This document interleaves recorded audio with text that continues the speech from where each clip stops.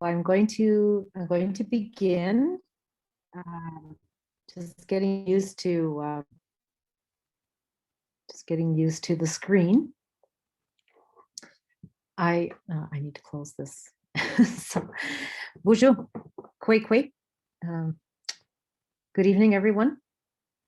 So, zasega gijigo kwe gain Indigenous cause my inganendo them. Oma mi agon quin Anishinaabe and Wabanaki and Donjiba Kirigan Zibi Ashnakadik Masha Ki Gaya Nongum Onya da Aga Aki and Indonje Nui Shaganashi Majina. So I just wanted to greet everyone with my true identity. I introduced myself with my spirit name. Zasega Yijgokwe. I'm Algonquin Anishinaabe. And I'm of the Wolf clan. That's my Dodame.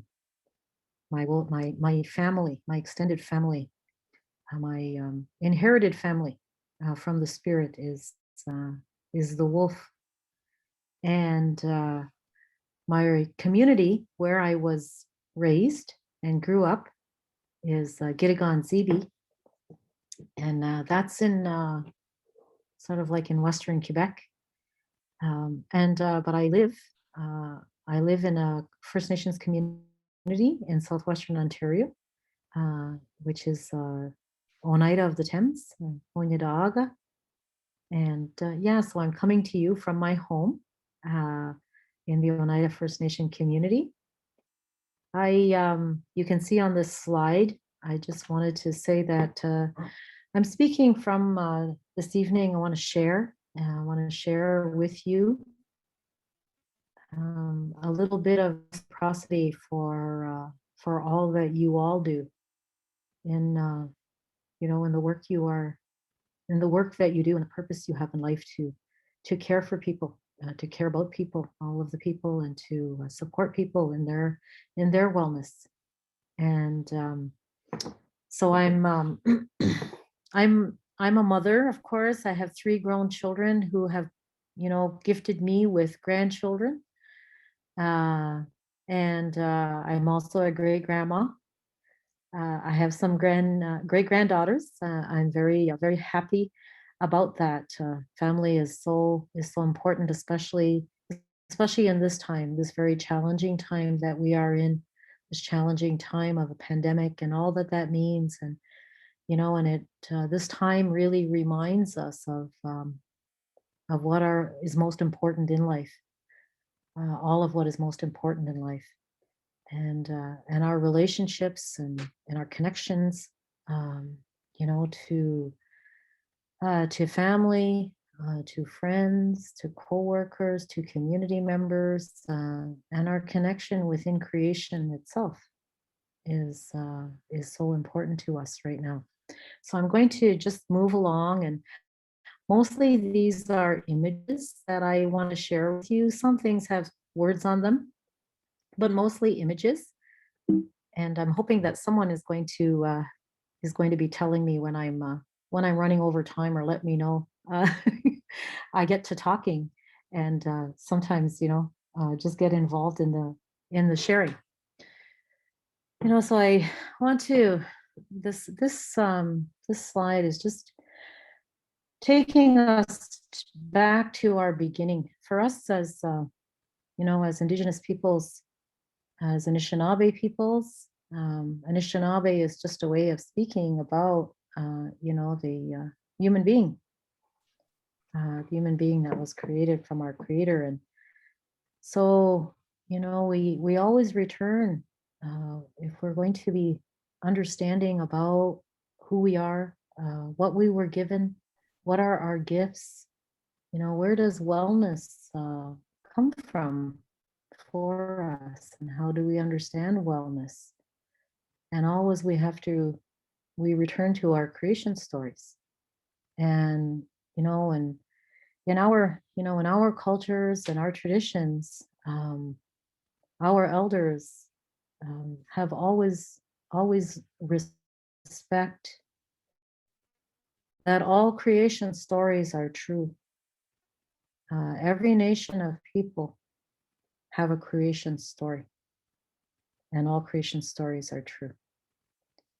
And so, we always start then in this way, that just recognizing first that, our Creator thought the first thought, and that first thought became everything that is. And and in our creation story, um, and through that long, very, very long story, it's affirmed for us that our Creator is a very loving Creator. Uh, in our language, Mino-Bimaadziwin, we we have different ways that we refer um, to our Creator, and one of those is Giche Manido, and one of them is Gije Manido, and Gije Manido is Gije for us is um, the kindest, most loving spirit of all.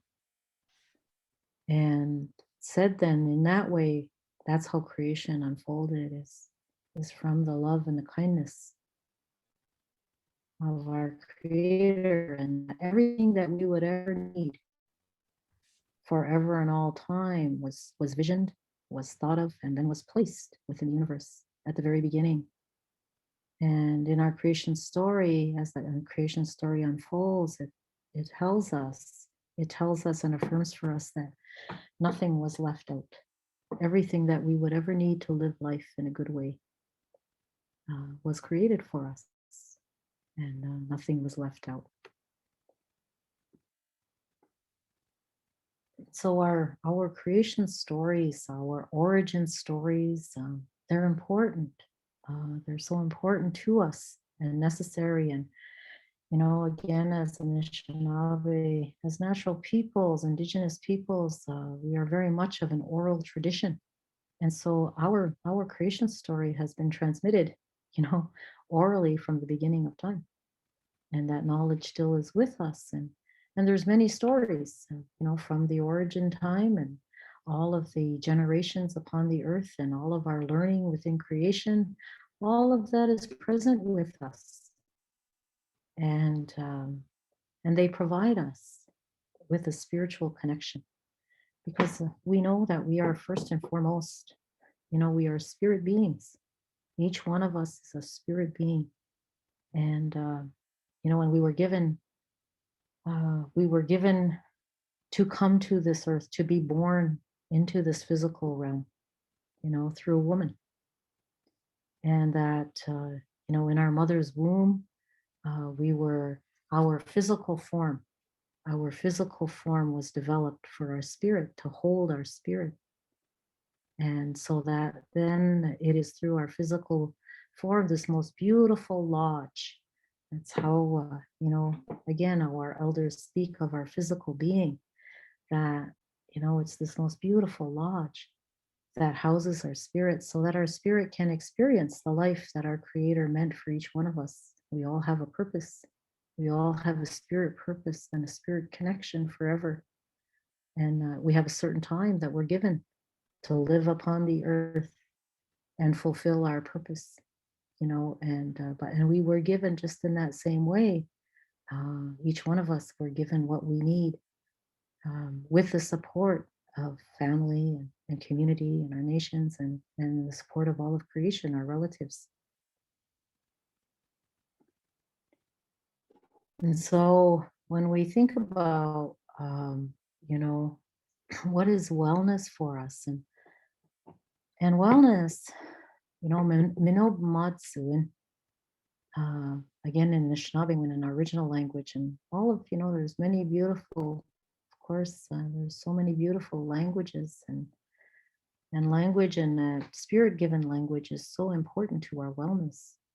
But that we think about what is wellness, and that's why it's so important for us to to connect to our creation stories, our origin stories, because we have to, we try to image, um, when our creator thought about creating a human being, what did our creator vision? Um, because there was a vision, and then our creator created uh, the children who are the human beings, and what does that human being look like? What do I look like? What does wellness look like? You know, and we know that it is the balance of, for us, it's always about the balance of spirit, heart, mind, and body. That we know that those are all parts of our being, and that we're given an original language um, that feeds and nurtures our spirit, and and that we're made from, we're made, and we are of the earth because our physical being is formed, from all of the physical, aspects of the earth, that we are connected to our mother the earth, that we are connected to everything and everyone in creation, and that we are given, we're given a family, we're given an environment, um, and, uh, and that environment, for us to be, whole and well, that the environment that we are in, of course, is what impacts that, as well as our connections to family and other relations in creation.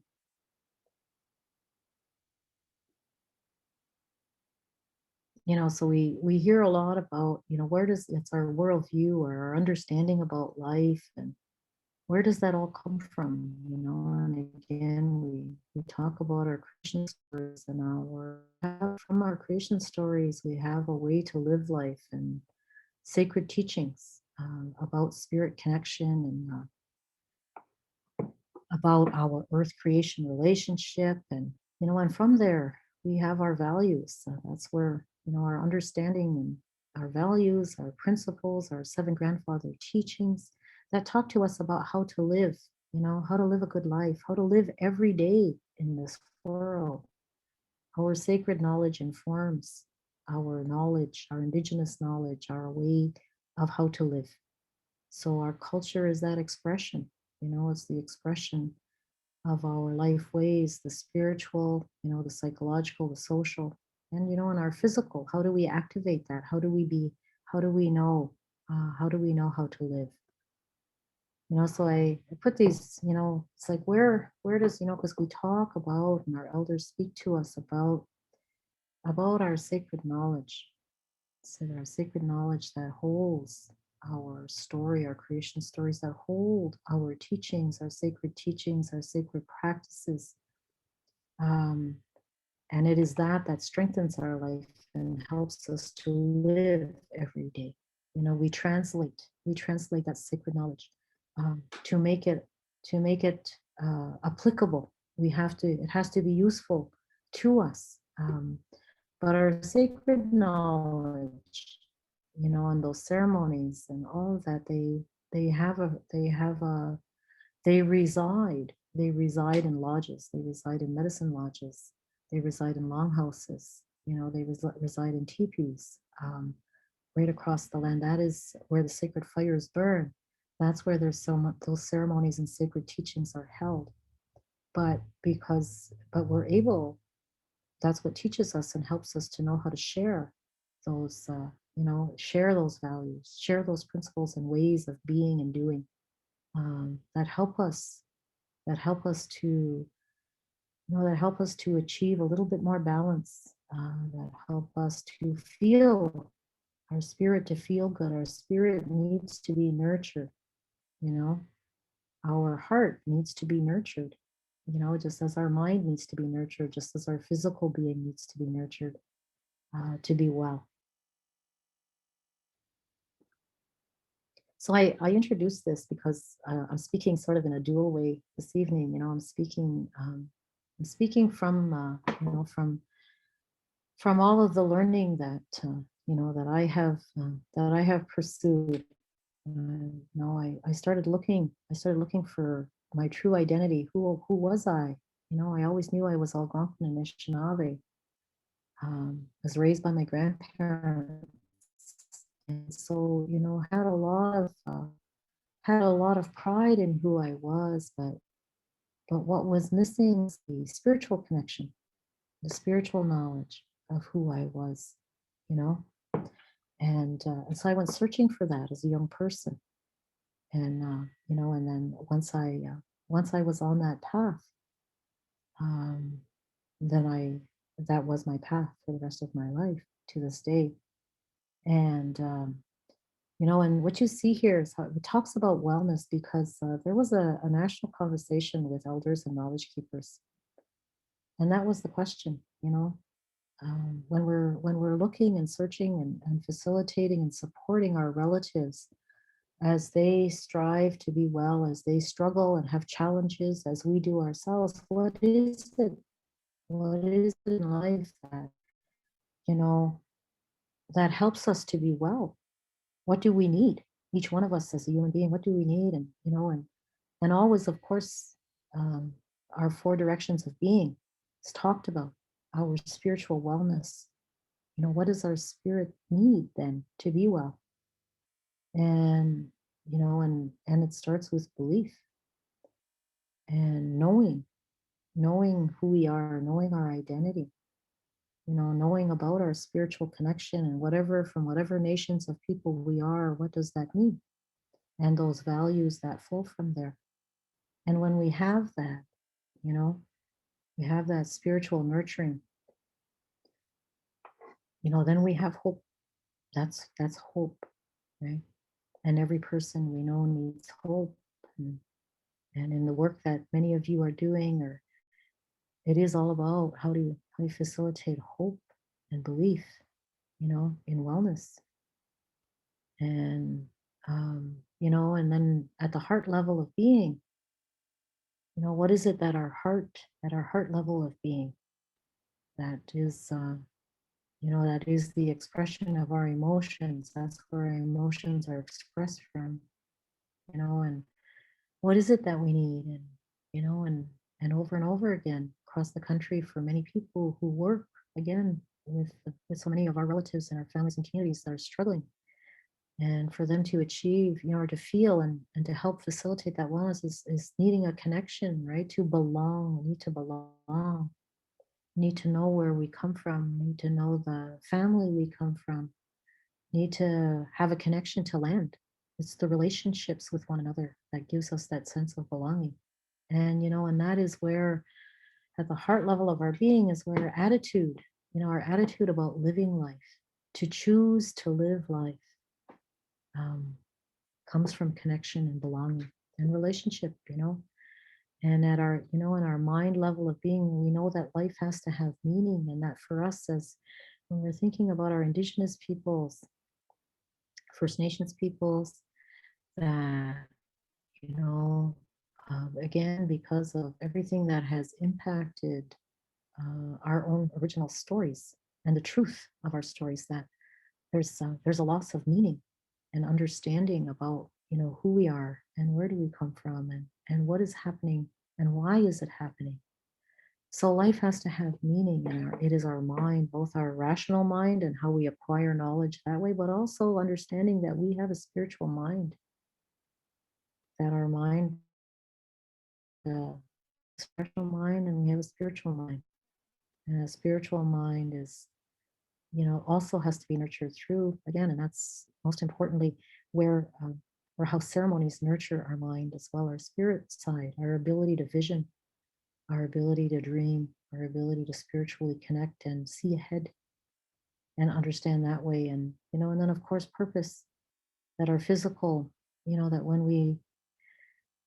when we are nurturing our spirit and our heart and our mind, um, you know, from our belief and our identity and our values, um, with caring, from our heart level and relationship and connection, helps us in our understanding, but that also creates our sense of purpose, helps us to develop our sense of purpose, to know our purpose, and then to be able to live life, uh, to live life more with purpose.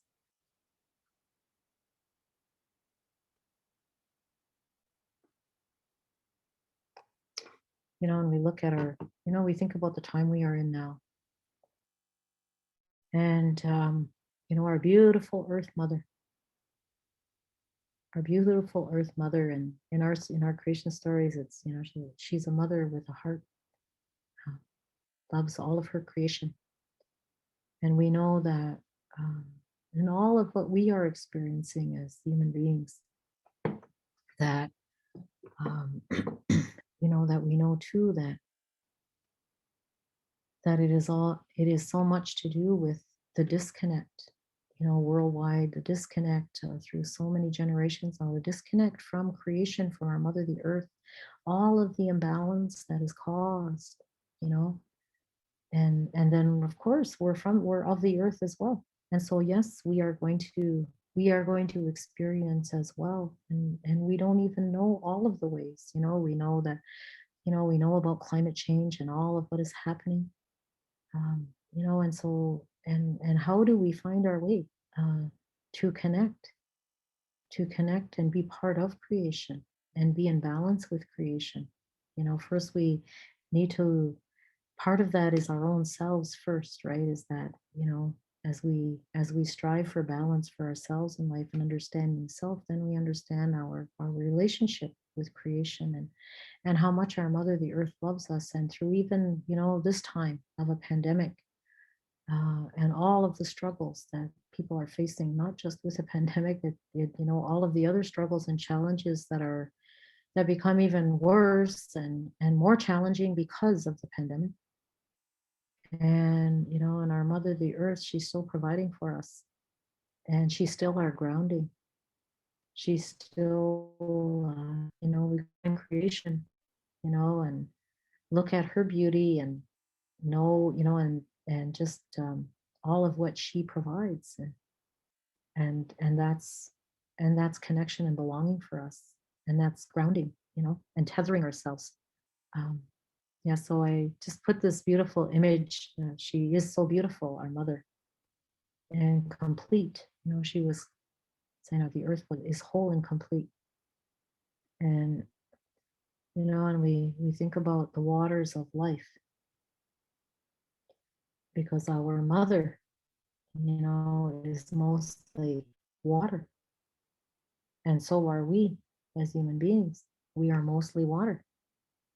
And so when we think about wellness again, and, how to, we need to, that we also think about the water.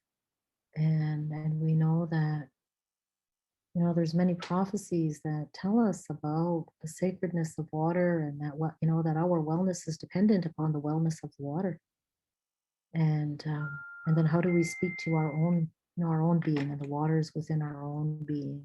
How do we ensure, or how do we facilitate, you know, um, facilitate our own wellness by taking care of our water in our own being? And that starts, we think about the generations or the stages of life, and, we're born of water, we're nurtured in water. And so, we think about it's just, you know, having us think about our connections. How does water, it's like, um, having a drink of water, um, and thinking about that water, and even just saying, even with that drink of water, miigwech, thank you, thank you for the water. And we've always known that. I said in our teachings, water is sacred, and we have prayers and songs that are specific for the water. And scientists have caught up to that, saying, yeah, there is proof for that. Water responds. Water responds to our own energy, our own words, our own thoughts. So our own water that we carry responds to our own thoughts. It's pretty powerful. Our own medicine. And I just was able, in southwestern Ontario, the sap, or the maple sap, from the maple tree, another one of our relatives that, takes care of good medicine for us. So it started to flow, this past week, and uh, so I've had some cups of that beautiful sweet water from the maple tree. And again, it flows at this time of year, and of course, there's reasons for that because it's frozen otherwise, right? And as the thawing happens, but because that sap is flowing, saying for us, this just the maple tree has so much significance for us, and is and again is a medicine. And so when we're thinking about what well, if you have opportunity, if you have opportunity anywhere to to have access to just even a cup of that sweet water, sweet maple water. There's purpose, like after a long winter, why that sap flows, and uh, and we drink that, and it helps us. And these are, the cycles. I was thinking about this is talking, a lot of this is just about our connection to creation and what is in place for us, because everything that was, everything that we would ever need to live a good life, the universe is perfect. Our creator is perfect. Everything is perfect. And, we think about the cycles of the moon, and, and through, and our grandmother, we call her our grandmother, call the moon our grandmother, Nokomis, you know, and she's a great teacher about change. She goes through her cycles every month, right? And it's, the moon changes every month. And that tells us something too about paying attention to her cycles and helping us to understand about, about change. And she's ever present for us, right? In the darkness. And that's important to us too. But she is our grandmother. And she has teachings for us, and she's beautiful, right? The light that, we just, her was just full, um, you know, a few days ago. And this moon time, this moon, February moon, so, different nations of people again have, have names for all of the moons and their purpose, and this February moon we think about as, this winter moon that's a bear moon, and talks about our relatives, the bear, as well, and what it means in terms of season change and all of that.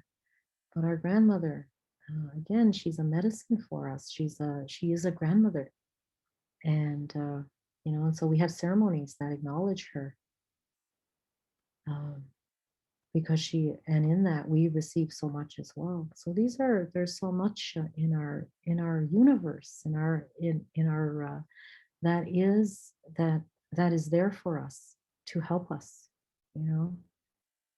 Since have, I don't know how many of you were noticing at the beginning, but Perry, who is one of the elders that is on this panel, that he has a fire going from his home. He's lit a fire for this evening, and for all of you, and those, and there's tobacco that has been offered to that fire, and the sun, our grandfather, the sun is the first fire. It's and saying the sun, that first fire, is again forever present, and again, is a provider of our life. And and they say the sun never forgets his responsibilities. Every day the sun rises, right? And a new day is promised, and that promise has been kept forever. And so, and the fire and the sun for us is the first fire, and so our teachings around fire, and what fire does for us, that even just to go and sit outside around a fire, it doesn't have to be a ceremonial fire, just to be outside uh, by the fire, and that brings us so much calmness, so much healing, so much warmth, a warmth of being and a peacefulness, to be in the presence of fire. And just as it is, we greet that new day, and that sun, that sun touches our face in the morning, and we wait for that. It's been cloudy for a few days. We're so thankful. There's the sun. Um, and we talk about the sun being, that's where our vision, helps us with our visioning, but provides so much to us as well. And we have, I said, we have a connection.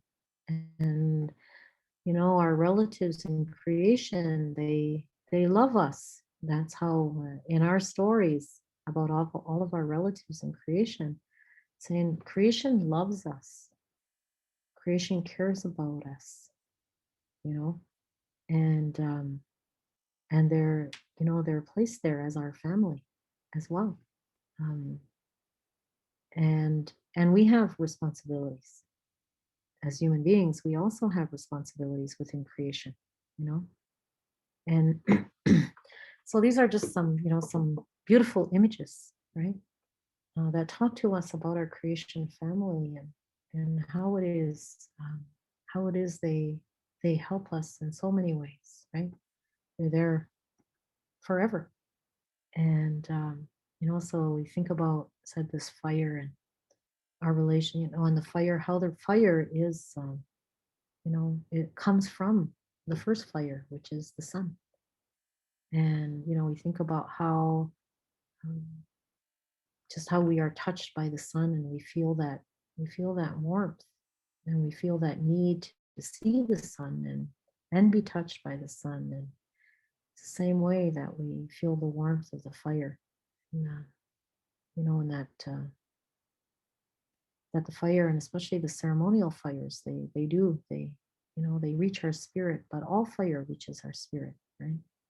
And the water, that that we the sound of water, the first spring rains, um, the sound of the creeks flowing as the waters break free in the spring. And so many ways that water does bring healing, emotional healing, right, to us. And water is, there's so many teachings about water. Of course, we need that for our physical life, but also feeds our spirit, um, feeds us, and just brings us, I said, there's so much peace, walking along the shore of the lake, and being in a canoe on the lake, however that is, right? um, and then we think about, the wind, right? The wind,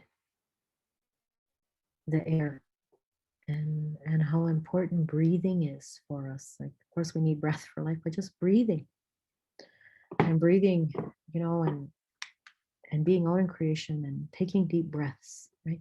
Being thankful for that air we have, and that how that does it brings balance to us. And um, again, in breathing, in acknowledging that wind and air that we depend on. And it brings talk, people speak so much about mindfulness, because that's real. And breath is directly connected, and air to mindfulness, our mind. And of course, the grounding of the earth, you know just um, touching the earth, and walking, just being out there and walking on the earth, sitting on the earth,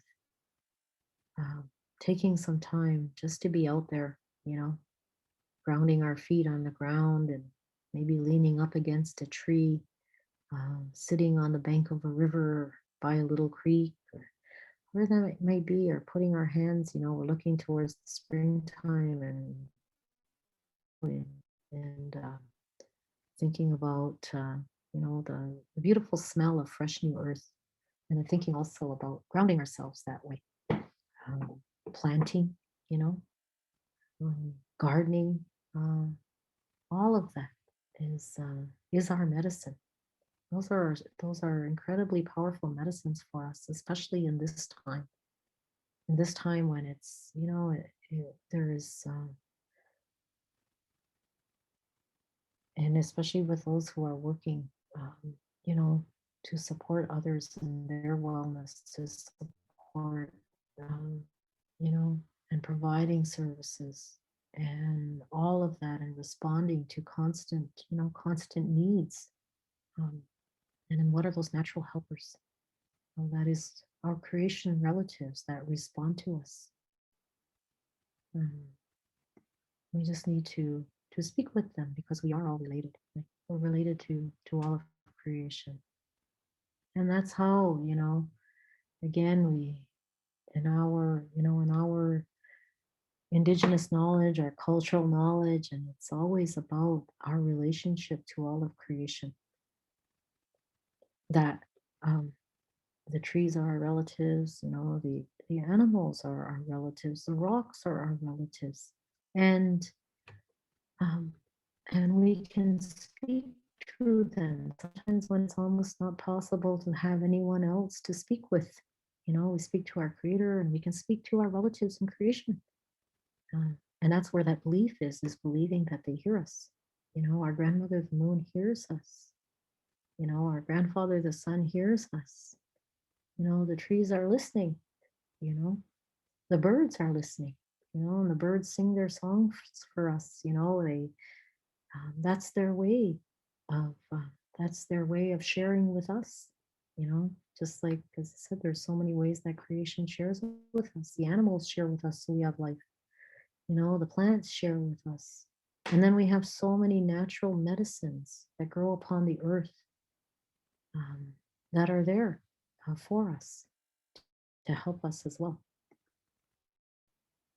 And knowing that for us, and when we say that, for creation to care, is that knowing that every part of creation that is living has a spirit, just as we have a spirit. And it is that spirit connection, you know, um, that is that spirit connection that is about relationship, and knowing that our creator, as I said, cares for creation, and that we care for each other because we are connected. So we care for each other in creation, and we care for each other as human beings. And that's where all of that loving heart comes from, and that wanting to do everything we can to support, our relatives and the work we do and the communities we live in, within our families, all of that, and because it is about kindness and caring, because we are created that way. So I wanted to acknowledge, think about, the helpers, the caregivers in our communities, all the, what is referred to as the front line. Um, and we have many ways, again, in our language and in our teachings that speak about, the helpers, uh, all of the ways that people help, and one of those is even Ushkabeos. Lots of beautiful stories about how we, how we learn to be Ushkabeos, that great helper to the people, and talk about Ogichida and Ogichidakwe.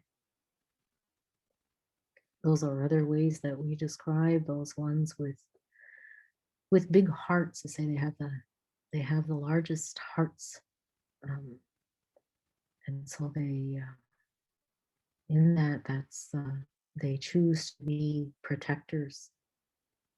They choose to be helpers, and even if that means that their own lives might be at risk, but it is that kind of spirit that they carry.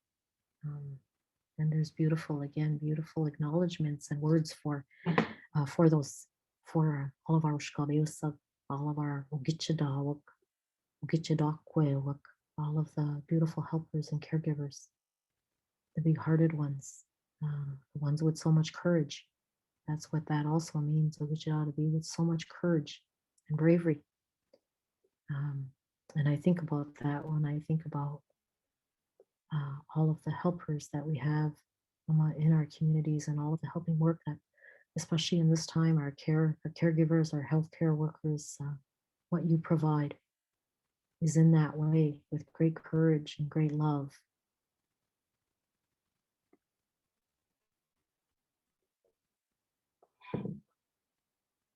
So I'm not going to, because I already spoke about this, but again, it's just talking about, just showed this again, reminding us of how our spirit needs feeding as well as our heart and our mind, um, and that then will help us to have that healthy body to live our purpose and keep our wellness and have lots of gifts that we have been given. So many gifts that we have and knowledge that we have. It's like, what do we do to help ourselves? And especially when we're in this time of where we're not able to connect.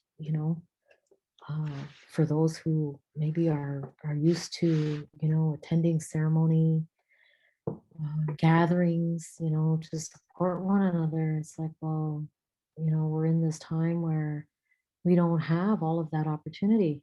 Um, and so, what do we have and what can we do? And it's like, well, the four original sick medicines um, are tobacco, are asema, and that is what we have. They say that's our direct communication with our creator. That's our direct link.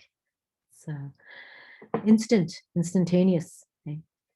Tobacco. That plant is from here. Is from Turtle Island, and so we know that. And I say that story goes back again, a creation story of that plant and the purpose that medicine has for us, and how we're to use that, and to communicate, to pray and give thanksgiving, because always we give thanksgiving. We heard that in the address that Kevin shared with us at the beginning of this session. We always acknowledge that's our responsibility. That's our reciprocity for everything that our Creator has created for us, and we give thanksgiving. We recognize our Creator and all of creation, and we pray, and we can we turn to our Creator to ask for help, whatever we might need. And we have our cedar, and the cedar tree, and that medicine is given to us again. It's we can smudge with that. We can drink cedar tea, and we can bathe in cedar water, and it's incredible. That medicine, if we use our tobacco, because we always have to use tobacco for whatever we're going to take from the earth, and if we let that medicine know what it is that we need, say that medicine will answer us, and then that beautiful sweet grass, that very sweet smell, and because environment is so important, and so we smudge our environment, smudge ourselves, and we smudge our environment, creating that good energy place, and we do that for ourselves, and we can do that for each other. Do that when we're helping, and so there's our four medicines. And again, I already spoke about that reciprocity. That always it's recognizing that that's a reciprocal energy in everything we do, in our relationship with one another, in our relationship with creation. You know, we have incredible resiliency, and we know that, and new life, regeneration all the time, and and restoring. We're always working to restoring wellness for ourselves and for one another, because we know that it's all about our family, our extended families, our communities, the nations of people. It's our relationship as human beings with one another. And I just wanted to briefly just say about this is about, thinking about our ancestors, that for us, um, it's all about the continuous string of life. We say that we never forget about our ancestors. Our lineage, and knowing our lineage, is also really important to our wellness. And that, so we're always connected to our ancestors, and we're always looking ahead, so we look ahead to 7 generations, knowing that our actions and today as human beings, that we can know for sure that in everything we do, we want to be thinking about 7 generations ahead, So even as we work towards our own wellness and we work towards the wellness for one another, that's what we're doing. Because we want something for those generations ahead. Think about our connection to creation, um, because it's all connected. You know, everything is connected. So like I said, we're connected to the waters, and what happens to the waters will affect us. We're connected to our mother, the earth, and whatever happens to the earth will affect us. But also that even, just saying to the waters that I care about you, I love you, I want to be able to help. You know, what do we do, as I said, to, strengthen that relationship with our mother, the earth, and she will respond. That's our knowing, and all of that is working for that continuous, knowing that we are part of a continuous string of lives, and our ancestors are, they never forget about us. They live this physical life, so they know the challenges of the physical life that we live, and they don't ever forget about us, and we can always talk to them too. We have many ways that we connect with our ancestors, through ceremony, through feast, remembrance that way. And they answer us because they're ever present.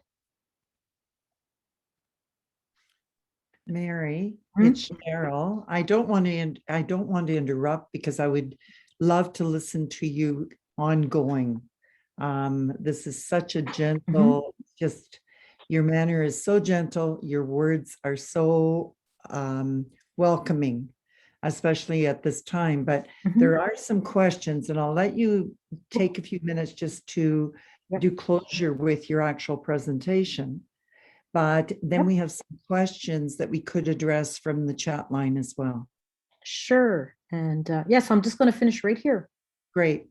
You are the medicine. We all are the medicine. Okay.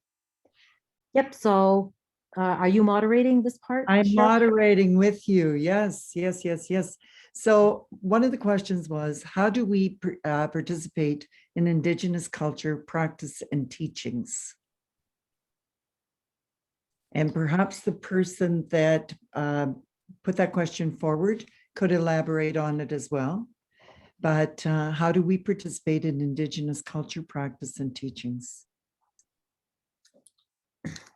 Well, yeah, that's very broad. So I guess I'm not sure about the context of the question, but again, it's more difficult in this pandemic time. But there, I said it, many nations of people, and if we're working, in communities, or we're working with Indigenous peoples, again, it depends where, right, and what access there is to ceremony, to practice and culture. But again, especially when we're working with Indigenous peoples, I know that there is lots of encouragement, in organizations or communities to encourage the participation,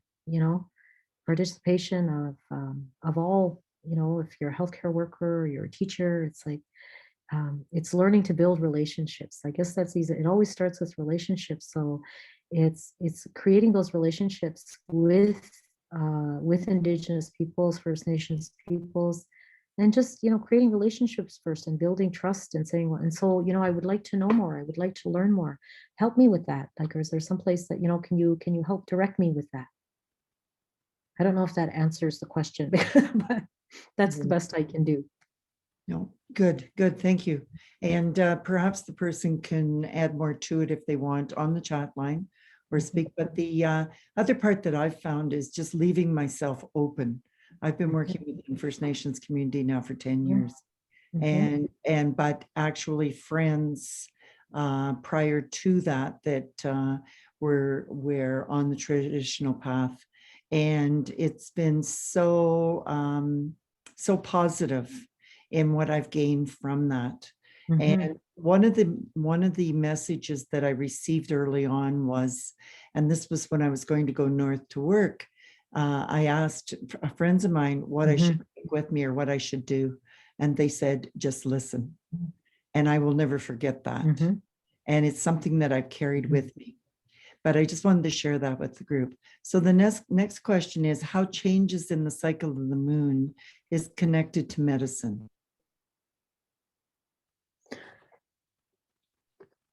Well, That's in what terms you of, I mean, if something, sorry.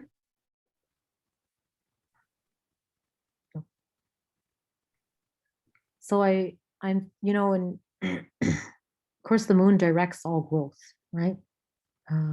Through the seasons, the plant life. I mean, they again, the moon directs all of that, the changes of the moon, the cycles of the moon. So I'm not sure if you're talking about that again. So what was the question again, Cheryl? How does the moon? How Sorry. changes in the cycle of the moon is connected to medicine. Mhm. Yeah, and it just is. I mean, I don't know all of those ways, but I'm thinking about plant life, right? Mhm. But also we pay attention to the cycles of the moon, just in even how, in terms of you know, our own experience, right?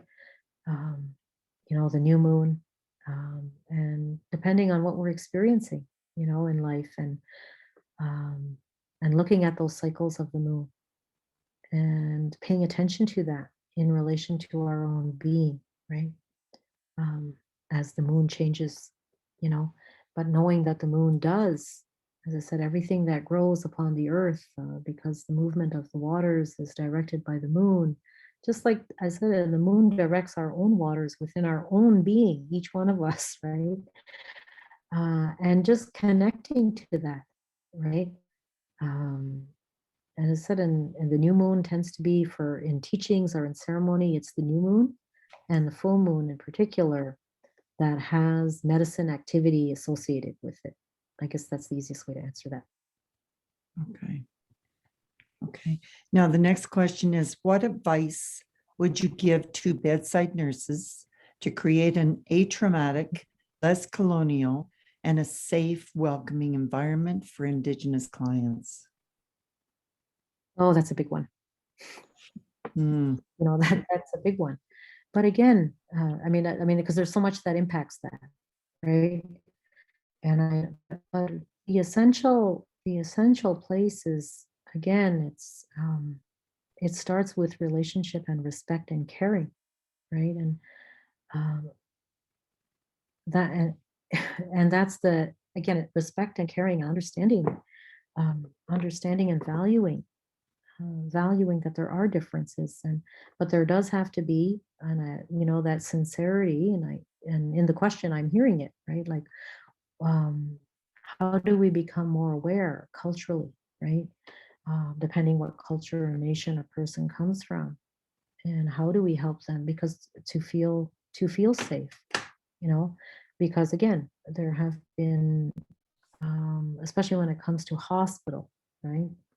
um, when it comes to hospital, there, for many First Nations people, I mean, that's traumatic in itself. Just being present in a hospital, it's traumatic for anyone. It's traumatic for any person, right? To be in a hospital setting. For First Nations people, hospital settings are equated with really, you know, are equated with death, are equated with, horrible experiences, as Indigenous peoples and First Nations peoples.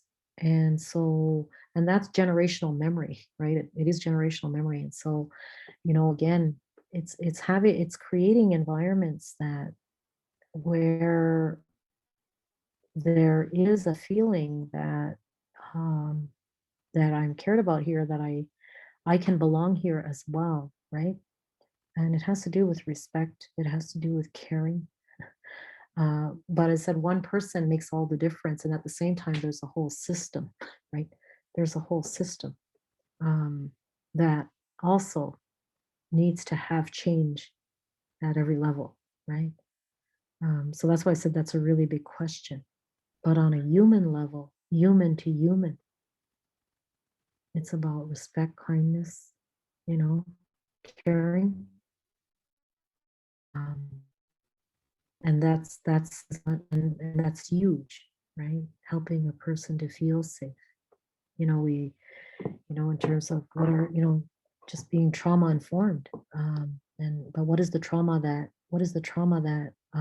that has been experienced, right? What are those triggers?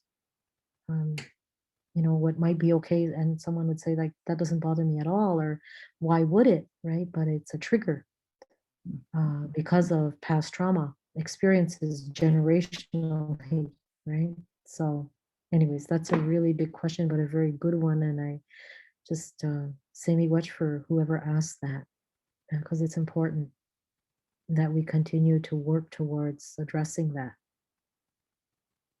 Good.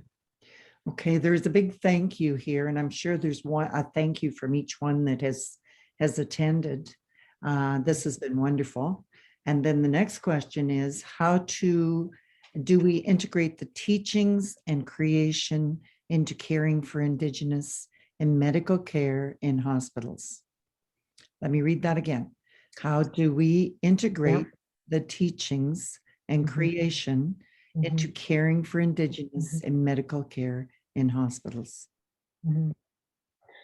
Yeah, and the way to do that has to be Indigenous led. But there has to be relationships to openness for that, right? To create space for that. Create space for Indigenous led practice, right? Within hospital. And you know, I remember I traveled to I can't remember, Saskatchewan. So it's in Saskatchewan. I just can't remember the exact place right now. It escapes me. But for years, there is a hospital there. It's there's a number of tribes living in. You know what I mean? They're not that distance from one another, and it's around the Capel Valley. But one of the you know, in the midst of those nations, there is a hospital, and for years now, for many years, that hospital, you know, has elders present all the time. So the elders, and there's a sweat lodge, right? Sweat lodges actually right outside the hospital, like the back end of the hospital, part of the grounds is sweat lodges and has been there for a long time. They were showing us, you know, there's a whole room dedicated just herbal medicines from the elders that they bring in, right? So there are good examples. That's why I said there are few, but there are examples where that has occurred, but it has to be Indigenous led. And there has to be space created for that. And again, we're talking about systems change, right? When we're talking about that. But that's the visioning part. And that's what I love about your questions, is because for us to wonder the how, that's how we're going to get to visioning and making it happen, right? We need to make that happen. How do we're all part of that and creating those spaces. There's some examples. I said that's not the only one anymore, the one I was just mentioning, and there's a few other examples where you know, those spaces are created, where there is relationship and respect, you know, for traditional cultural practices and healing within hospital settings. But there's lots of work to be done there. Okay, and I'm cognizant that it's 8:19. Let's do one more. Okay. What work is underway to inform nursing education curriculum that teaches about Indigenous culture? Oh, another good question. Again, I mean, I don't have the answer to that. I don't have the answer to how, you know, to where that is all happening. I know that, you know, I mean, there is different cultural competency trainings and all of that, but that question was true that as well. There needs to be more than that, right? And I'm not sure of all of who is responsible for ensuring, you know, that curriculum exists within nurses training. You know, I don't know the answer to that. But I know that there is work already completed in that area. But it needs to be more. There's no doubt about that. It's the same for, you know, it's the same in all areas of healthcare, right? All areas of wherever we interact in life, whether, you know, is that same need for training to develop relationship, to develop knowledge of one another. Yeah. I just don't have the answer of how much that exists or where. Well, I know there's the beginning, and the community that I work with in Northwestern Ontario is now a best practice spotlight organization through the Registered Nurses Association. And I know and it's community led. I Yeah. love that. And the people that I'm working with are just, they're amazing, amazing. I can't say enough. But I know that it is now with the revisions in the best practice guidelines, that there is an introduction there, much more so than ever before, for that to happen and within the curriculum itself. And we've also had elders that have been involved in the as focus groups to have this discussion as well. So it's a beginning. I know there's some there. I know with that working with Indigenous Services Canada that I've had quite a number of opportunities, but there's much more that needs to occur. So I think we're going to have to call it stop there. And I just miigwech to you. This was just an amazing presentation. And it's, you know, our time is up. And thank you for everyone that did attend and share the traditional wisdom and the teaching that Mary brought with us so graciously today. And it was so gentle and I loved it. I could just sit here for ongoing for hours. And when you look at the many gifts, Mary, you are a gift that was brought to us as well. So again for that. And so I now invite the participants to go back to the main screen, and that link was sent out in your email as well as it is in the chat line as well. So if you can go back to the main screen, and there's opportunities for more questions. And again, Mary, thank you. Miigwech to you all. Miigwech. Good. Mm-hmm.